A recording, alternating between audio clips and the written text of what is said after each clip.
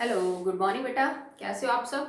उम्मीद है बहुत बढ़िया होंगे। ठीक है, तो चलिए अपना टॉपिक स्टार्ट करते हैं। अभी हम 12th क्लास केमिस्ट्री पढ़ रहे हैं और चैप्टर चल रहा है आपका D and F block elements. उसमें हम कुछ प्रॉपर्टीज डिस्कस कर रहे हैं डी ब्लॉक एलिमेंट्स की। लास्ट वन था आपके पास, that is catalytic properties and magnetic properties. Okay, तो आज हम पढ़ेंगे the coloured ions of D block elements. जब हमने जर्नल प्रॉपर्टीज पढ़ी थी डी ब्लॉक एलिमेंट्स की, तो हमने डिस्कस किया था that mostly their compounds are coloured. सबके साथ तो नहीं होता है बेटा, जैसे ZnSO4 तो कलरलेस व्हाइट। ओके, सारे के लिए पॉसिबल नहीं है, पर ज्यादातर जो कंपाउंड है ना वो आपको कलर्ड मिलेंगे। जैसे copper sulphate is blue in colour, FeSO4 is green in colour, K2Cr7 orange in colour, KMnO4 purple in the colour. ठीक है, तो ज्यादातर आपको कंपाउंड कलर्ड मिलेंगे। तो उनका रीजन पढ़ रहे हैं कि why most of the compounds of D block elements have color. Okay, so the main reason for the color is their incomplete D subshell. ठीक है, हमने बोला था by definition D block elements वो होते हैं जिनका जो डी ऑर्बिटल है, जो डी सबशेल है, वो पूरी भरी हुई ना हो। ठीक है, ट्रू डी ब्लॉक एलिमेंट वही होता है बेटा जिसकी डी सबशेल में 10 इलेक्ट्रॉन नहीं होने चाहिए। जाहिर सी बात है, 0 तो होंगे ही नहीं, फिर तो डी ब्लॉक एलिमेंट ही नहीं है ना। ठीक है, 10 नहीं होने चाहिए, 10 से कम 9, 8, 7, 5, 6, 1, 2 हो सकते हैं। अगर 1 से लेके और 9 के बीच में आप इलेक्ट्रॉन्स भरोगे डी ऑर्बिटल में, तो आपको हमेशा अनपेड इलेक्ट्रॉन देखने को मिलेंगे। जैसे मान लो आपने 1 इलेक्ट्रॉन भरा डी के अंदर, 1 तो ये अनपेड है, 2 भरा तो दोनों अनपेड है, 3 भरा तो तीनों अनपेड है, 4 भरा तो चारों, और 5 भरे तो 5 अनपेड हो गए मैग्नीज तक। छठा भरोगे तो ये पेड़ हो जाएगा, ये 4 अनपेड है, इसको करोगे तो ये अनपेड है, इसको करोगे तो ये अनपेड है, और इसको करोगे तो ये अनपेड है, क्योंकि 10 तो हम भर नहीं सकते डी ब्लॉक एलिमेंट्स के अंदर। ओके, तो या फिर आपको जैसे ये N-1 डी के अंदर है, हो सकता है आपको NS के अंदर जो इलेक्ट्रॉन है वो क्या मिल जाए बेटा, सिंगल मिल जाए। तो ये जो इनकम्प्लीट डी ऑर्बिटल है, या यूं कह लो ये जो अनपेयर्ड नंबर ऑफ इलेक्ट्रॉन है, unpaired electrons are responsible for the colour. मैंने आपको बोला भी था कि जो मैग्नेटिक प्रॉपर्टीज हैं उसके लिए भी हमारे पास जो मेन रीजन है वो है अनपेड इलेक्ट्रॉन का होना, कम का होना या ज्यादा इलेक्ट्रॉन्स का होना। कलर के लिए भी जो मेन चीज रेस्पॉन्सिबल है दैट इज अनपेड इलेक्ट्रॉन। अगर अनपेड इलेक्ट्रॉन है तो वो सब्सटेंस कलर होगा, उसका कलर होगा।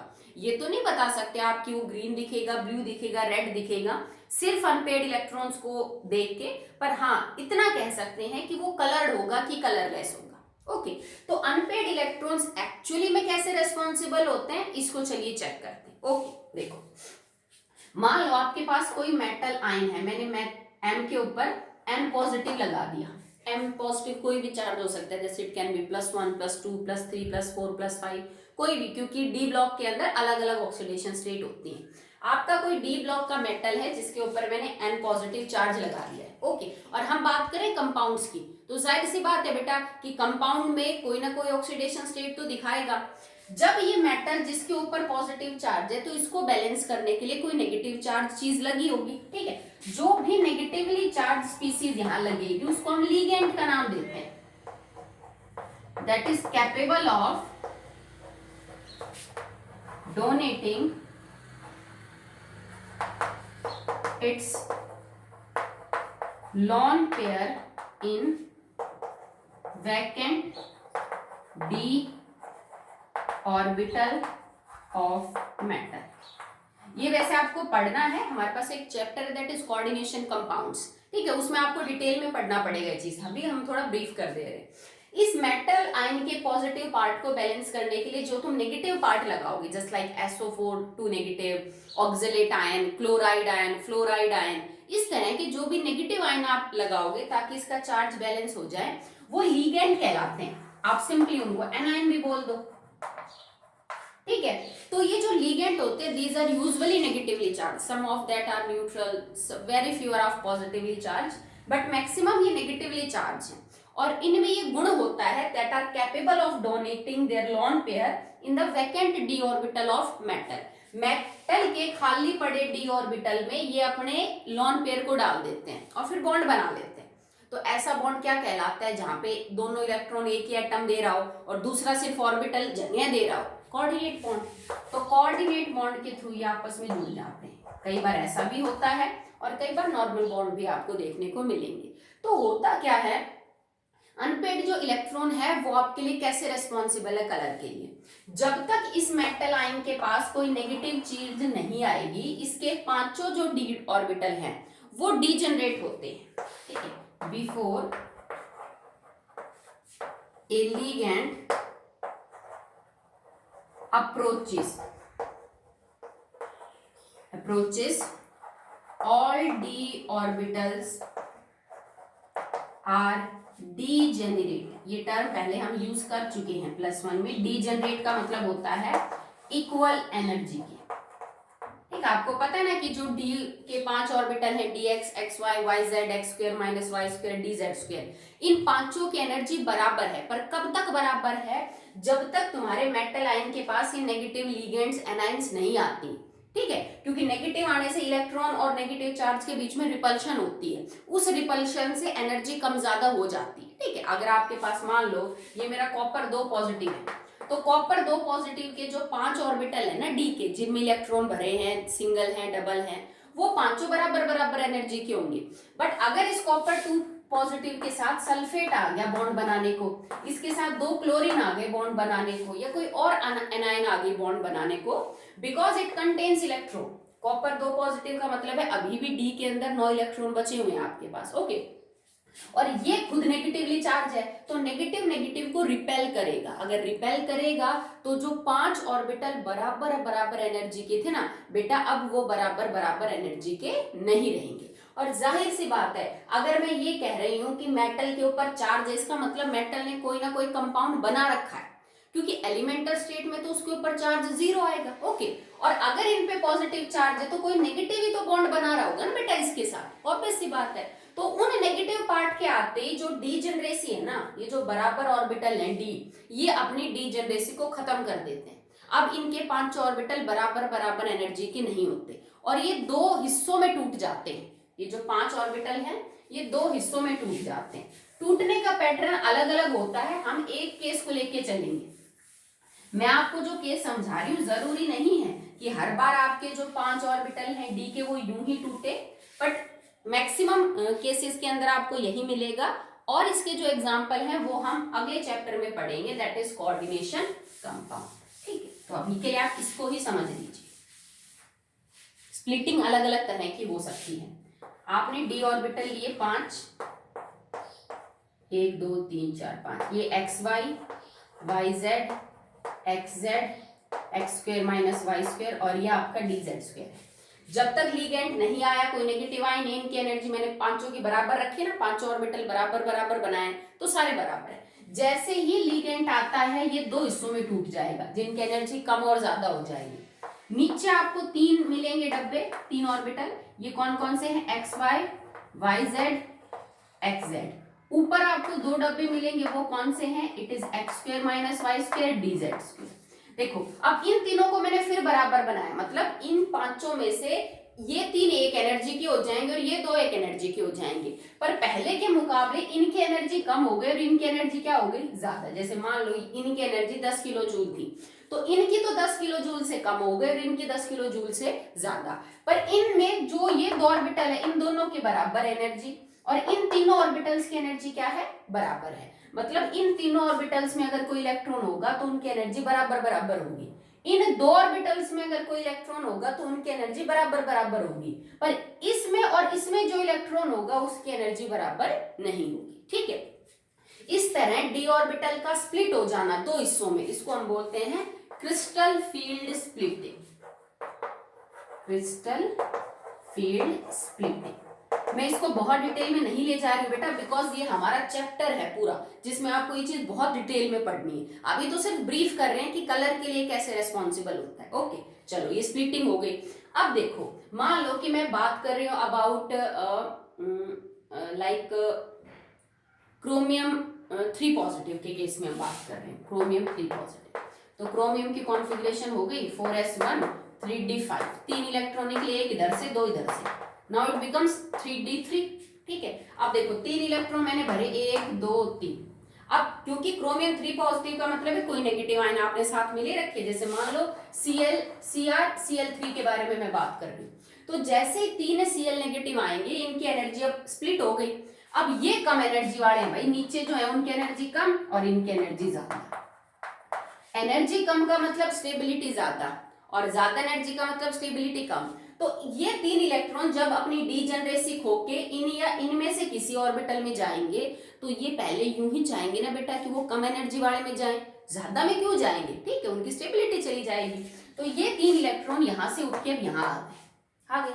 इनके बीच में एनर्जी का गैप है, जैसे मैंने बताया, मान लो इसकी 10 किलो जूल है और इसकी 20 है, तो दोनों के बीच में अंतर कितना हो गया, दैट इज 10 किलो जूल। ये जो डिफरेंस होगा ना इनके बीच में, इसको बोला जाता है CFSC, crystal field splitting energy, ठीक है। जो दो आपने ये सेट बना दिए, इस सेट को बोलते हैं T2G सेट, इसको बोलेंगे EG सेट। इनके बीच में जो एनर्जी का गैप है that is known as crystal field splitting energy, ठीक है। अब होता क्या है, देखो, आप जो भी कलर देखते हो किसी सब्सटेंस का, वो विजिबल लाइट में देखते हो ना, इतना तो आप 9th 10th से पढ़ते आ रहे हो, ठीक है, कि विजिबल स्पेक्ट्रम के अंदर हमें कलर विजिबल होते हैं, ठीक है। और विजिबल का मतलब क्या है, विबग्योर, याद है ना 11th में इलेक्ट्रोमैग्नेटिक स्पेक्ट्रम हमने पढ़ा था, विबग्योर। इससे और इसके बीच में इधर वेवलेंथ बढ़ती है, फ्रीक्वेंसी इधर जो है वो आपकी घट जाती है, ठीक है। तो मान लो तुमने किसी भी सब्सटेंस को, आपके पास यही था कॉपर क्लोराइड था, इसका कलर कहां से आया, ओके, या कॉपर सल्फेट है, उसका कलर कहां से आया।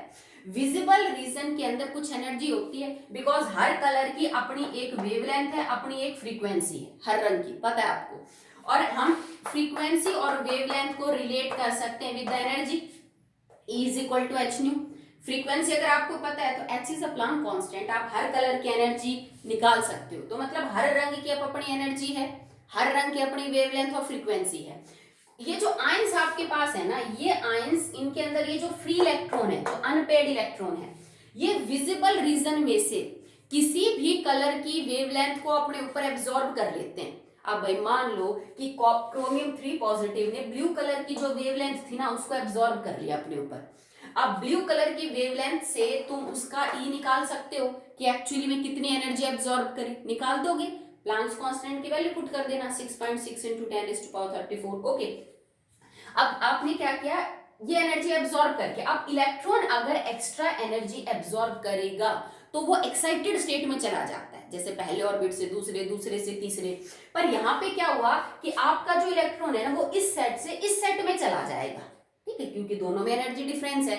विजिबल रीजन से किसी भी कलर की वेवलेंथ को, फ्रीक्वेंसी को एब्जॉर्ब करेगा आपका इलेक्ट्रॉन, और एनर्जी एब्जॉर्ब करके इसकी एनर्जी बढ़ गई, ये अपने हायर ऑर्बिट में चला गया। मान लो अब इसने यहां से जगह छोड़ के, और ये इलेक्ट्रॉन आपका यहाँ आ गया, चलिए ठीक है।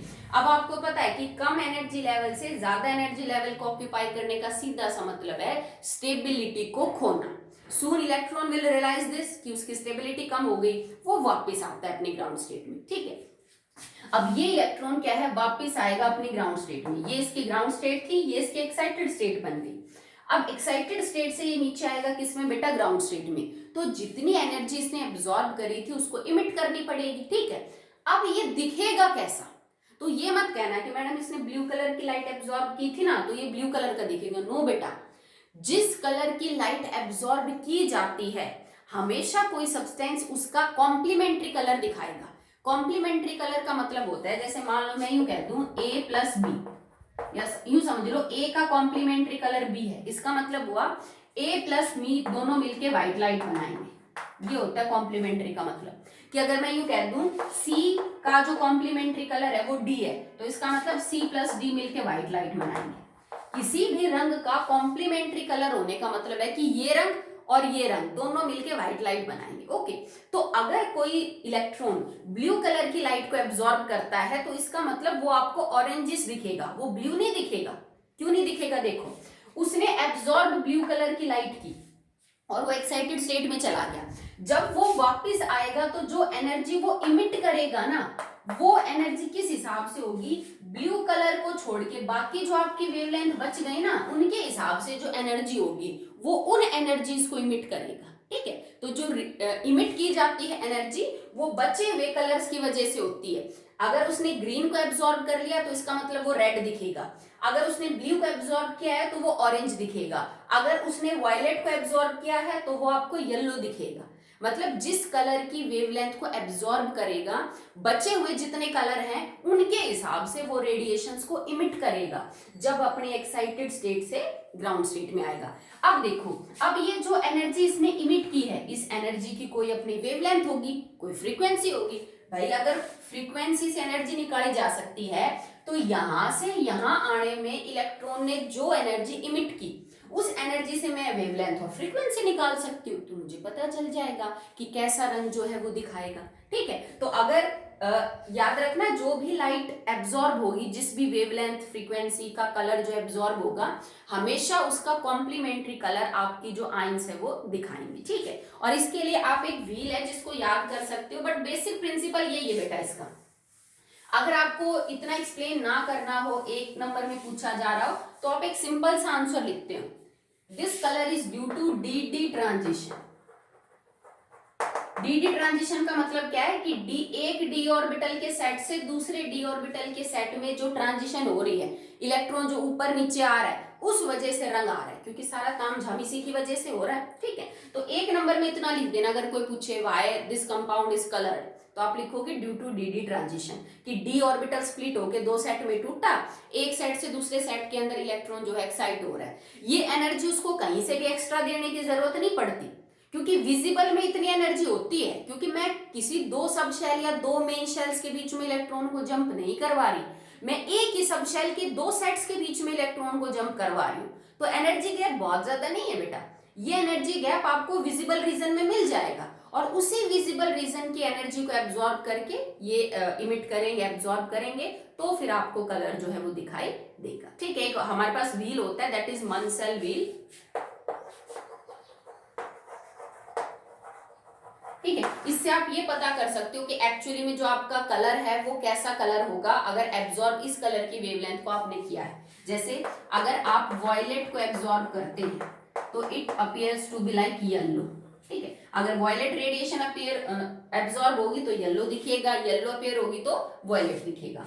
अगर रेड एब्जॉर्ब हो रही है तो वो ग्रीन दिखेगा, और ग्रीन हो रही है तो वो रेड दिखेगा। लास्ट बचा ब्लू एंड ऑरेंज।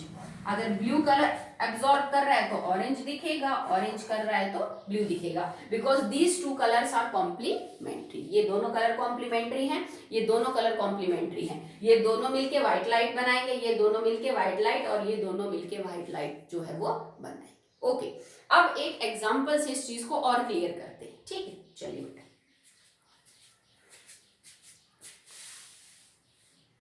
कुछ एग्जाम्पल डिस्कस करते हैं। जैसे copper 2 positive compounds are blue in colour. ठीक है, जैसे कॉपर क्लोराइड है CuCl2 ब्लूइश ग्रीन। ठीक है, copper chloride is bluish green in colour, copper sulphate is blue in colour. ठीक है, तो कॉपर 2 पॉजिटिव के जो कंपाउंड है जिन पे कॉपर पे 2 पॉजिटिव चार्ज है वो आपको यूजुअली ब्लू मिलेंगे। तो देखो, अगर वो दिख ब्लू रहे हैं तो इसका मतलब उन्होंने किस लाइट को एब्जॉर्ब किया, अभी मैंने लिखा था। अगर ब्लू एब्जॉर्ब कर रहे हैं तो इसका मतलब दिख रहे हैं तो ऑरेंज रेड इस तरह का कोई कलर एब्जॉर्ब किया है। अगर वॉयलेट है देन इट इज येलो, अगर आपके पास रेड है देन इट इज ग्रीन।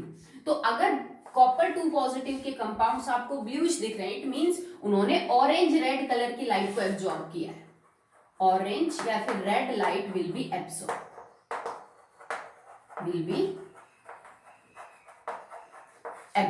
तो आप जो एक रफली आइडिया जो है वो निकाल सकते हैं। ठीक है, इसी तरह से जो कोबाल्ट 2 पॉजिटिव है वो भी ब्लू कलर के कंपाउंड है, इनका मतलब इन्होंने भी किस तरह की लाइट को एब्जॉर्ब किया, दैट इज रेड कलर। ठीक है, एक एग्जांपल है आपके पास, टाइटेनियम का एक कोऑर्डिनेशन कंपाउंड है जिसका कलर कई बार पूछ लिया जाता है। ठीक है, इसमें हम टाइटेनियम के साथ 6 वाटर मॉलिक्यूल्स को जोड़ रहे हैं। 6 वाटर मॉलिक्यूल्स लिगेंड का काम करते हैं, क्योंकि हर ऑक्सीजन के ऊपर 2-2 लोन पेयर है, तो अपना लोन पेयर दे देते हैं इसको ब्रैकेट ऑर्बिटल में। तो देखो, सबसे पहले टाइटेनियम के ऊपर चार्ज 3 पॉजिटिव है। क्यों? क्योंकि वाटर के ऊपर तो चार्ज 0 है। तो देखो, इसको x मान लो, x प्लस में इसकी वजह से 0 is equal to +3, so x will be +3। तो मैं सबसे पहले टाइटेनियम के अंदर +3 ऑक्सीडेशन स्टेट जो है उसकी कॉन्फ़िगरेशन लिखती हूँ। तो टाइटेनियम क्या है, it is 4s2 and 3d2। अब इसका मतलब तुम यहां से 3 इलेक्ट्रॉन निकाल रहे हो, तो दो तो बेटा जाएंगे S से और एक जाएगा D से, तो नाउ इट बिकम्स 3D1। अब इसकी D शब्द शेल में खाली एक इलेक्ट्रॉन है। ओके, अब इसका जो कलर है ना वो होता है purple. This compound is of colour purple. अब पर्पल का इसका मतलब तुम इसको वॉयलेट के आसपास रख सकते हो। भाई देखो इतना डिस्टिंक्शन तो नहीं मिलेगा, जाहिर सी बात है ये 6 रंग नहीं होते, इनके बीच में भी आपको शेड्स मिलेंगी, पर पर्पल वॉयलेट करीब करीब हैं। तो इसका मतलब अगर कोई कंपाउंड आपको पर्पल या वॉयलेट दिख रहा है तो इसने कौन से रीजन की वेवलेंथ को एब्जॉर्ब किया होगा, वो है येलो रीजन। मतलब 580 590 नैनोमीटर के आसपास जो वेवलेंथ आपकी वो एब्जॉर्ब हुई होगी, तब जाके ये आपको पर्पल दिखेगा। चलिए उसको चेक कर लेते हैं कैसे इसमें हुआ होगा ट्रांजिशन। हमने यहाँ पे 5 ऑर्बिटल बनाए टाइटेनियम के, 1 2 3 4 5। ये डीजेनरेट है, सारे के सारे बराबर है। पर जैसे इसके पास ये लिगेंड आएगा जो वाटर मॉलिक्यूल 6 हैं, ये 2 सेट्स में टूट गया। ये बन गया इसका T2G set, XY YZ ZX। ये बन गया बेटा इसका EG set, that is dx² - y²। अब इस इलेक्ट्रॉन को तो बेटा लोवेस्ट ऑर्बिटल में जाएगा, ये तो एनर्जी वाले में, ज्यादा में क्यों जाएगा, तो हमने इसको यहाँ पे रख दिया। अब ये विजिबल रीजन से जो येलो वेवलेंथ है, येलो वेवलेंथ उसकी एनर्जी को एब्जॉर्ब करेगा और यहां से कहां शिफ्ट हो जाएगा, ऊपर वाले जो सेट है उसमें चला जाएगा। After absorbing the yellow wavelength from the visible region, this electron gets excited to this orbital. Okay, और अब ये यहां चला गया। सून इसको पता तो चल ही जाएगा बेटा कि ऐसा करके उसने अपनी स्टेबिलिटी खोई है। This electron will return back to its original position, तो एनर्जी लूज करनी पड़ेगी। एक्स्ट्रा एनर्जी के साथ तो इस ऑर्बिटल में आ नहीं सकता, तो वो एनर्जी बाहर की तरफ निकाल लेगा। तो वो जो एनर्जी होगी ना उसका कलर कैसा होगा बेटा, इट इज लाइक वॉयलेट और पर्पल, क्योंकि जो बचे हुए कलर है ना उनके हिसाब से फिर वो एनर्जी को क्या करेगा, इमिट करेगा। ओके, अगर किसी भी कैटायन के अंदर डी ब्लॉक एलिमेंट्स की किसी कैटायनिक स्पीसीज के अंदर आपको लगे कि डी ब्लॉक एलिमेंट के अंदर या फिर डी ऑर्बिटल के अंदर अनपेड इलेक्ट्रॉन है ही नहीं, ठीक है, तो उनका कलर नहीं होगा, they will become colourless. Okay, if a cation of D block has no unpaired electron, then it will be colorless। तो कई बार तो आपसे सिर्फ इतना ही पता करवा लेते हैं कि बेटा ये आयन कलर है कि कलरलेस है, तो आप सिर्फ अनपेड इलेक्ट्रॉन देख के बता सकते हो। अगर वो रंग पूछेगा तो वो तुम्हें कुछ हिंट देगा कि बेटा इसने ना इस कलर की लाइट को एब्जॉर्ब किया है, तो बताइए इसका कलर क्या होगा। तो फिर आप मन्सेल व्हील को यूज करके वो कलर अप्रोक्सीमेट बता सकते हैं। जैसे मैं तुमसे ये कहूँ भाई मरकरी 2 पॉजिटिव, जिंक 2 पॉजिटिव या कॉपर 1 पॉजिटिव, ये जो कंपाउंड है आपको क्या लगता है कि इनके जो जैसे लाइक Ag पॉजिटिव, ये जो आपको कैटाइंस दिख रही हैं, अगर मैं इनका कोई कंपाउंड बनाऊं तो आपको क्या क्या लगता है कि कैसा आपको रंग देखने को मिलेगा। कैडमियम 2 पॉजिटिव, जैसे कॉपर 1 का कोई कंपाउंड बना दिया, सिल्वर का AgCl बना दिया, Zn2 पॉजिटिव का ZnSO4 बना दिया, Hg2 पॉजिटिव का HgCl2 बना दिया। तो इन कैटाइंस में रंग होगा कि नहीं इनके कंपाउंड में, भाई पॉजिटिव चार्ज तो नेगेटिव से बैलेंस होगा। तो आप इनकी कॉन्फ़िगरेशन लिख लो। देखो अब मरकरी जो है ना, जिंक, कैडमियम और मरकरी, ये तीनों सेम ग्रुप के हैं। इनके 2 इलेक्ट्रॉन निकालने के बाद इनका जो डी है ना वो 10 होता है बेटा, D10 और D10। और ये तो मैंने शुरू में ही बोल दिया कि इनकम्प्लीट डी ऑर्बिटल होना जरूरी है रंग के लिए, डी ट्रांजिशन के लिए। अब तुम खुद सोच के देखो, अगर तुम्हारा डी जो ऑर्बिटल है वो 2 टुकड़ों में टूट जाए और 2 टुकड़ों, ये 2 टुकड़े जो है ना T2G और EG सारे भरे हुए हो, तो इलेक्ट्रॉन जंप कहाँ करेगा, जब तक उसको कोई खाली स्पेस मिलेगा ही नहीं, इलेक्ट्रॉन यहाँ से यहाँ जाएगा ही नहीं। तो जब डी पूरा भर गया तो वो डी ट्रांजिशन हो ही नहीं सकती, तो आपका रंग नहीं आएगा। तो ये कंपाउंड आपको कलरलेस मिलेगी। ओके, चलिए अब जिंक के केस में भी सेम चीज है। कॉपर पॉजिटिव 1 का देखो, कॉपर होता है बेटा 3D10 और 4s1। अगर तुम S में से एक निकाल दोगे तो ये भी 3D10 है, यहाँ पे भी डी ट्रांजिशन नहीं हो सकती, पर कॉपर 2 पॉजिटिव में होगी, क्योंकि कॉपर 2 पॉजिटिव है 3D9। अब एक इलेक्ट्रॉन फ्री है घूमने के लिए। ओके, नाउ सिल्वर का भी सेम केस है, इसके अंदर भी आपको जो डी ऑर्बिटल है वो आपको क्या मिलेंगे बेटा, फुल्ली फिल्ड। ठीक है, गोल्ड पॉजिटिव हुआ। इनके केस में जब आपको लगे कि पूरा का पूरा डी ऑर्बिटल भर चुका है तो ये आपको कैसे मिलेंगे बेटा, कलर्ड नहीं मिलेंगे। जैसे स्कैंडियम 3 पॉजिटिव, स्कैंडियम की कॉन्फ़िगरेशन 4s2 3d1, 3 इलेक्ट्रॉन निकाल दो तो पीछे तो आर्गन की कॉन्फ़िगरेशन बची फुल्ली फिल्ड, कोई गुंजाइश ही नहीं है उसमें, तो डी में इलेक्ट्रॉन ही नहीं है। तो डी में अगर इलेक्ट्रॉन ही नहीं है तो ऑब्वियस सी बात है कोई रंग नहीं है, क्योंकि डी में इलेक्ट्रॉन ना होने का मतलब डी डी ट्रांजिशन ही नहीं हो रही, तो रंग कहां से आएगा। ठीक है, जैसे Ti4 पॉजिटिव, अब Ti है बेटा 4s2 3d2, 4 का मतलब 2 ये गए 2 ये गए, ये भी खुद आर्गन जैसा बन गया। आर्गन बनते इसका मतलब तो इसके अंदर डी के इलेक्ट्रॉन ही नहीं है, अगर डी के इलेक्ट्रॉन नहीं है तो इसका मतलब तो ऑब्वियस सी बात है डी डी ट्रांजिशन नहीं है, नाउ इट बिकम्स कलरलेस। पर अगर मैं कहूं टाइटेनियम 3 पॉजिटिव तो ये कलर्ड होगा, क्योंकि 3 पॉजिटिव का मतलब है 3d1 जो अभी हम एक्सप्लेन कर रहे थे, यह आपको कैसे कलर का मिलेगा, पर्पल कलर का देखने को मिलेगा। एक हम और करें, जैसे वेनेडियम 4 पॉजिटिव, तो वेनेडियम की कॉन्फ़िगरेशन क्या है 4s2 3d3, 4 का मतलब 2 यहां से गए 2 यहां से, now it have 3d1, D में एक इलेक्ट्रॉन है ना, तो अब इसका कलर आपको देखने को मिलेगा और ये आपको ब्लूइश कलर का जो है वो मिलेगा। अगर मैं लिखती वेनेडियम 3 पॉजिटिव तो वेनेडियम 3 पॉजिटिव हो जाता 3d2, तो यहाँ पे भी 2 इलेक्ट्रॉन है तो ये भी आपको कैसा मिलता, कलर मिलता, अब ये आपको ग्रीनिश कलर का मिलता। ठीक है, तो आप कॉन्फ़िगरेशन लिख के ये आराम से चेक कर सकते हो whether your ion is coloured और नॉट। अगर उसमें एक भी अनपेड इलेक्ट्रॉन है तो वो कलर होगा, रंग कैसा होगा वो तो हमें तब पता चलेगा जब हमें एब्जॉर्ब लाइट के बारे में कुछ आइडिया होगा। ठीक है, अगर एक भी अनपेड इलेक्ट्रॉन नहीं है तो फिर क्या होगा बेटा, वो जो आयन है वो आपको कैसी मिल जाएगी, कलरलेस मिलेगी। क्यों, क्योंकि अगर एक भी इलेक्ट्रॉन अनपेड नहीं है, सारे इलेक्ट्रॉन भरे हुए ऑर्बिटल में दो दो जोड़ी में, तो गुंजाइश ही नहीं है इलेक्ट्रॉन के एक्साइट होने का। अगर डी में एक भी इलेक्ट्रॉन नहीं है, जैसे स्कैंडियम 3 पॉजिटिव था, टाइटेनियम 4 पॉजिटिव था, इनमें डी में इलेक्ट्रॉन ही नहीं है, तो भी बेटा डी डी ट्रांजिशन की जो गुंजाइश है वो क्या हो जाती है, खत्म। तो ये मैक्सिमम टाइम पूछा जाने वाला क्वेश्चन है, out of these 4 cation which is colourless, which is coloured, कौन से 2 पेयर ऑफ कैटायन है जो दोनों ही कलरलेस है, जो दोनों ही कलर्ड है। ठीक है, तो चलिए आगे देखिए इसको।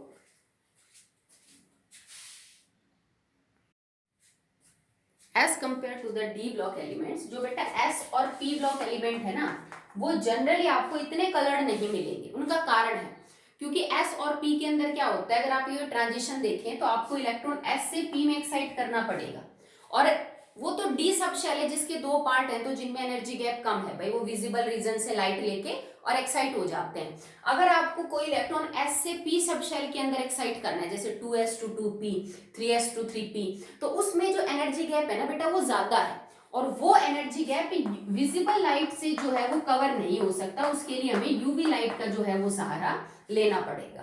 दैट्स वाई एस और पी ब्लॉक एलिमेंट्स जो हैं वो थोड़े कम रंग दिखाते हैं एज कंपेयर टू डी, क्योंकि डी में ये गैप कम है 2 शेल्स के सेट्स के बीच में, तो ये कवर हो जाता है विजिबल से, बाकी सब में एनर्जी गैप क्या है बेटा, ज्यादा।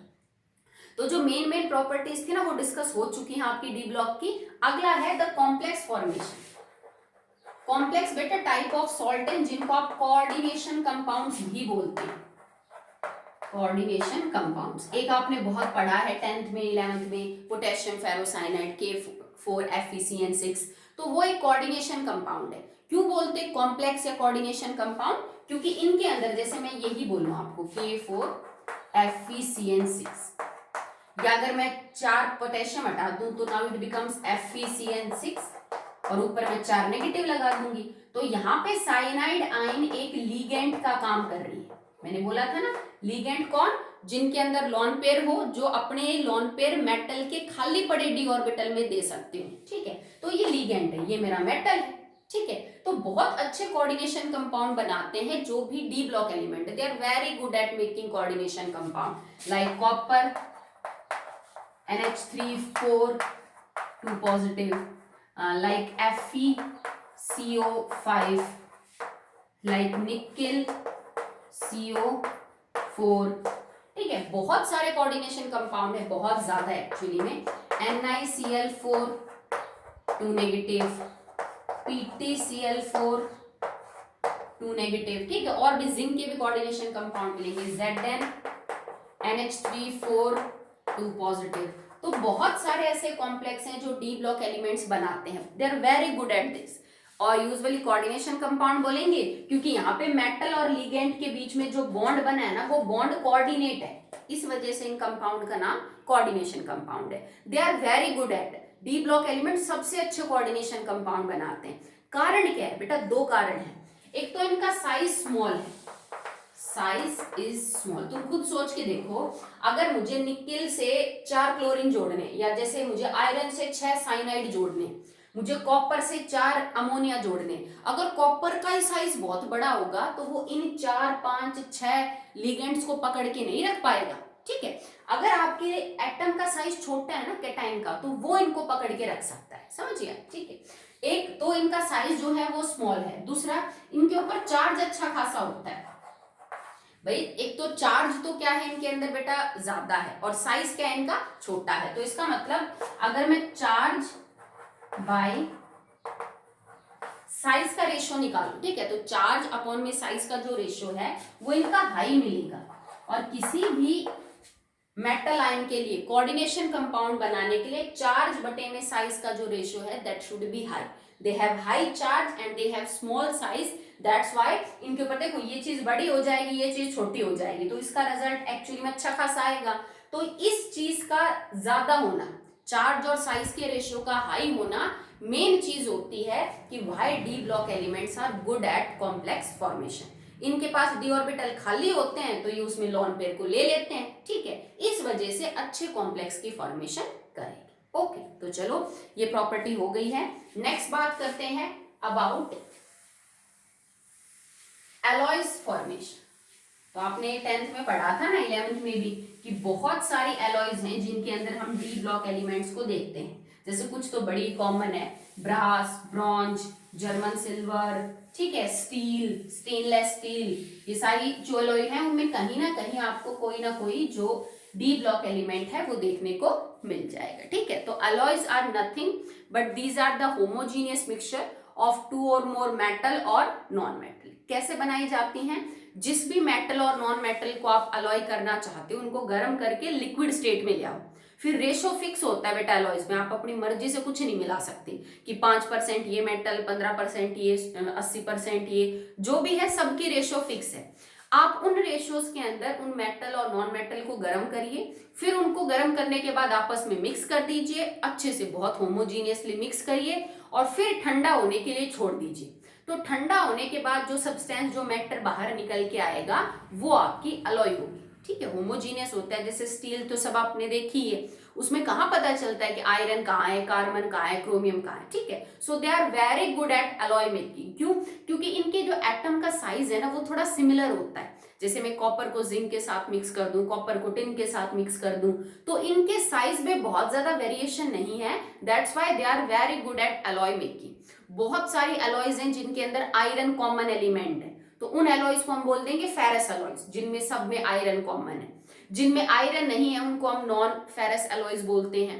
जिन एलॉयज में मरकरी कॉमन है उनको हम अमलगम बोलते हैं, आप जानते हो, ठीक है। मरकरी जिसमें होता है दे आर नोन एज अमलगम्स, ठीक है। इसके अलावा बहुत सारी हैं जिनमें कॉपर कॉमन हो जाएगा, कुछ एक के अंदर एल्यूमिनियम जो है वो कॉमन है। तो मैं इस टॉपिक को बहुत ज्यादा डिटेल्स के अंदर जो है वो नहीं जाऊंगी कि एलॉय बनाने के बाद मेटल की प्रॉपर्टीज पे क्या फर्क पड़ जाता है, किन प्रॉपर्टीज में वो एनहेंस हो जाती हैं, किन प्रॉपर्टीज में वो कम हो जाती हैं, क्योंकि ये ऑलरेडी 10th में हो चुका है कि एलॉय मेकिंग के फायदे क्या हैं, उसके नुकसान क्या हैं, किन प्रॉपर्टीज में बढ़ोतरी होती है एलॉय बनाने के बाद मेन एलिमेंट से, और किन प्रॉपर्टीज में वो डिक्रीज दिखाते हैं। So that will be all done in your 10th class, you all know that. तो मैं अब लास्ट प्रॉपर्टी करवा देती हूँ इसकी, दैट इज इंटरस्टिशियल कंपाउंड्स।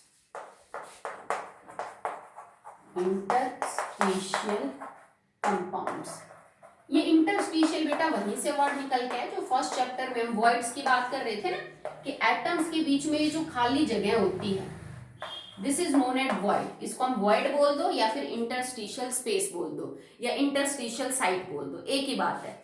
तो इंटरस्टिशियल कंपाउंड्स का मतलब क्या होता है कि डी ब्लॉक एलिमेंट्स जो है ना, उनके जो मेटेलिक क्रिस्टल है क्योंकि ये क्रिस्टलाइन सॉलिड होते हैं अपनी ओरिजिनल स्टेट में, और इनका मेटल का क्रिस्टल होता है। अब मेटल के क्रिस्टल में आपको बीच बीच में जगह खाली मिलेंगी जिनको हम वॉइड या इंटरस्टिशियल स्पेस बोलेंगे। इन स्पेस के अंदर ये किसी छोटे एटम को बैठा लेते हैं और कंपाउंड बना लेते हैं, और वो जो कंपाउंड बनेंगे उन्हें हम इंटरस्टिशियल कंपाउंड बोलेंगे। जैसे मान लो टंगस्टन का कोई क्रिस्टल है मेरे पास, टंगस्टन मेटल है डी ब्लॉक का, उसका कोई मेटालिक लेटिस है, और उसके मेटालिक लेटिस के बीच में ये जो जगह है ना, इसके अंदर कार्बन आके बैठेगा, तो भैया कंपाउंड बन गया टंगस्टन और कार्बन। अब ये क्या बन गया, now it becomes tungsten carbide. ठीक है, तो टंगस्टन कार्बाइड जो है वो एक इंटरस्टिशियल कंपाउंड है जिसमें टंगस्टन के क्रिस्टल के अंदर बीच में कार्बन आके क्या हो गया बेटा, सेट हो गया। जैसे मान लो निकिल हाइड्राइड है, निकिल का क्रिस्टल हो और उसके बीच में जो छोटा हाइड्रोजन है वो आके यहाँ पे इंटरस्टिशियल साइड्स में सेट हो जाए, so now it becomes nickel hydride. जैसे टाइटेनियम कार्बाइड, टाइटेनियम के क्रिस्टल के अंदर जो कार्बन है वो क्या हो जाए, यहाँ पे बेटा के सेट हो जाए। जैसे मैग्नीज नाइट्राइड है, ठीक है, मैग्नीज का क्रिस्टल हो, नाइट्रोजन का एटम इंटरस्टिशियल साइड्स में आके सेट हो जाए। आपने एक बात नोटिस की होगी, जिन एटम्स के बारे में हम बात कर रहे हैं, कार्बन है, नाइट्रोजन है, हाइड्रोजन है, ये बेटा वो एलिमेंट्स है जिनका साइज बहुत ही छोटा है। जैसे आयरन की हाइड्राइड, आयरन की कार्बाइड, टाइटेनियम की हाइड्राइड, टाइटेनियम की कार्बाइड, टंगस्टन की कार्बाइड, किसी की नाइट्राइड, क्योंकि नाइट्रोजन, कार्बन और हाइड्रोजन ही इतने छोटे एटम हैं जो इन मेटेलिक क्रिस्टल्स की वॉइड के अंदर फिट हो सकते हैं। मैं कोई बहुत बड़ा एटम तो यहाँ पे नहीं डाल सकती, फिर तो इनकी क्रिस्टल खराब हो जाएगा, लेटिस खराब हो जाएगा। तो कुछ छोटे एटम इनकी वॉइड्स के बीच में आके क्या हो जाते हैं बेटा, सेट हो जाते हैं, और ऐसे कंपाउंड जो बनेंगे उन्हें हम इंटरस्टिशियल कंपाउंड्स जो हैं बोलते हैं। ओके, चलिए आगे देखिए। ये जो इंटरस्टिशियल कंपाउंड्स होते हैं बेटा, that they are very hard and rigid. Reason क्या है, देखो पहले सोच के देखो, अगर यहाँ पे इन क्रिस्टल्स में कार्बन नहीं होता तो ये खाली स्पेस था, खाली स्पेस भाई, पैकिंग में अगर खाली स्पेस है तो इसका मतलब अच्छा सा स्ट्रॉन्ग स्ट्रक्चर आपका नहीं है। अगर इस खाली स्पेस को भी कोई एटम आके ऑक्यूपाई कर लेता है, इसका मतलब आपने बड़ी क्लोज पैकिंग कर दी। क्लोज पैकिंग करते आपकी जो स्ट्रेंथ है, जो हार्डनेस है, वो आपके लेटिस की बढ़ जाएगी। तो ऐसे कंपाउंड जब बनते हैं तो वो बहुत ही हार्ड रिजिड होते हैं। इवन कुछ कंपाउंड तो लाइक टंगस्टन कार्बाइड है, बोरॉन कार्बाइड है, कुछ तो कंपाउंड ऐसे हैं जो डायमंड जितने भी सख्त होते हैं, पर वो कैसे कंपाउंड है, इंटरस्टिशियल, क्योंकि वो लेटिस को इतना ज्यादा स्ट्रॉन्ग और रिजिड बना देते हैं कि their hardness can be compare with the diamond. Okay, इनका मेल्टिंग और बॉइलिंग पॉइंट आपको बड़ा हाई मिलेगा। ओके, ये कंडक्टिविटी भी सही शो करते हैं, ठीक है, बट ये केमिकल ज्यादा रिएक्टिव नहीं मिलेंगे आपको, they are not chemically very reactive. Okay, तो चलिए आज हमने प्रॉपर्टीज जितनी भी थी डी ब्लॉक एलिमेंट्स की वो खत्म कर ली, उनके ट्रेंड्स खत्म कर ली। ठीक है, तो आज के लिए बेटा इतना ही, नेक्स्ट टॉपिक नेक्स्ट डे।